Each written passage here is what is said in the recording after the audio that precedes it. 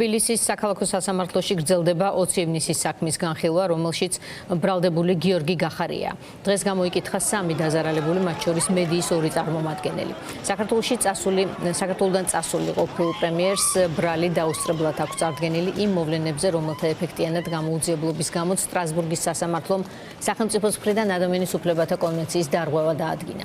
გავრილოვის ღამის საქმეზე ყოველი დაბრუნებისას აღსანიშნავია, რომ ოლიგარქის ხელისუფლებამ საქმეს მსვლელობა რამდენიმე წლის დაგვიანებით მას შემდეგ მისცა, რაც გახარიამ ოპოზიციაში გადაინაცვლა. უშუალოდ 20 ივნისის შემდეგ კი მაშინდელ შინაგან საქმეთა მინისტრს მთელი ქართული ოცნება იცავდა. ივანიშვილმა გახსოვთ ალბათ ის პრემიერადაც დააწინაურა სწორედ 20 ივნისის შემდეგ.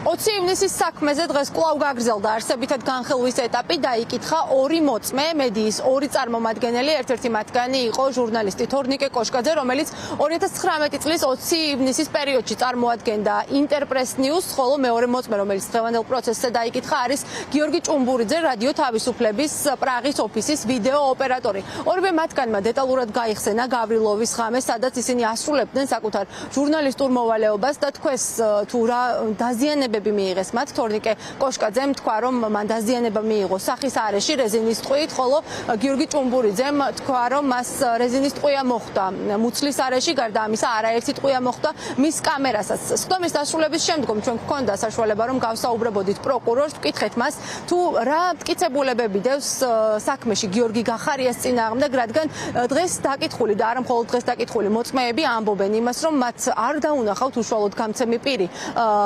რუსთაველის გამზირზე 2019 წლის 20 ივნისს და გარდა ამისა არ იციან იყო თუ არა ბრძანების გამცემი უშუალოდ გიორგი გახარია. პროკურორმა ჩვენთან საუბარში აღნიშნა ის, რომ საქმე არის საკმაოდ მოცულობითი, მასში დევს მათ შორის საიდუმლო მასალები, რომელშიც იგულისხმება რაციის ჩანაწერები და ეს არის ერთ-ერთი მთავარი მტკიცებულება.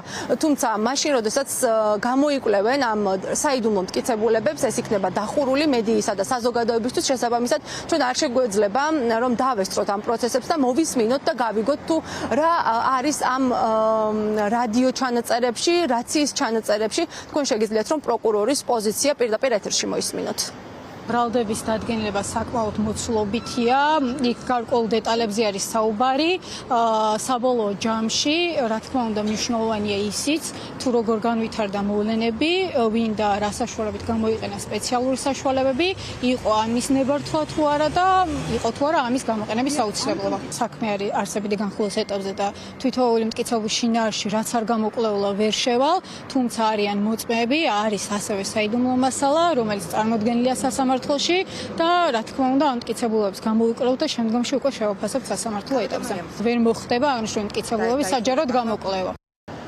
ამ საიდუმლო მასალებთან დაკავშირებით გიორგი გახარიას ადვოკატი ბერდიეს სიჭინავა ამბობს იმას, რომ იმ შემთხვევაში თუ ისინი იქნებოდა საზოგადოებისთვის გახსნილი და პროკურატურა მიიღებს მათი განსაიდუმლოების გადაწყვეტილებას, მაშინ დადასტურდება ის, რომ გიორგი გახარია არის სრულად უდანაშაულო 20 ივნისის საქმეზე და ის არ ყოფილა ბრძანების გამცემი პირი. გარდა ამისა, მას ხელი აქვს გაუთქმელობაზე მოწერილი, შესაბამისად არ შეუძლია ამ საქმის ამ კონკრეტულ დეტალებთან და მტკიცებულებებთან დაკავშირებით საუბარი. რაც შეეხება მოწმეებს, ის ამბობს, რომ არც ერთი მოწმე, რომელიც მოჰყავს პროკურატურას სასამართლოში, ვერ ადასტურებენ ისინი იმას, რომ კონკრეტულად გიორგი გახარიამ გასცა ბრძანება, მისი თქმით საქმე არის პოლიტიკურად მოტივირებული და საქმეში არ დევს არც ერთი მტკიცებულება, რომელიც დაადასტურებს ქმედებას, რომელსაც პროკურატურა გიორგი გახარიას ედავება.